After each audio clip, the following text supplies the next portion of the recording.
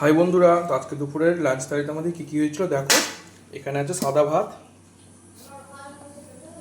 তারপরে আছে করলা ভাজা, তারপরে আছে পটল ভাজা, এই যে এখানে আছে কাঁঠালের তরকারি, গাছের কাঁঠাল কিন্তু এটা, এই যে কাঁঠালের তরকারি, এই যে পোস্তের বড়া, বড়া ভাজা, মুসুরের ডালের,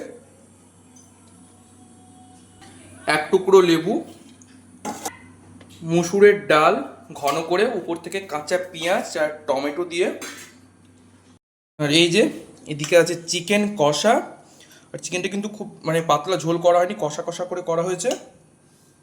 তারপরে এই যে এদিকে আছে আর মাছের গা মাখা ঝোল, আর আর মাছগুলো কিন্তু খুব বড় বড় সাইজের ছিল। তো এই ছিল দুপুরের লাঞ্চ থালি।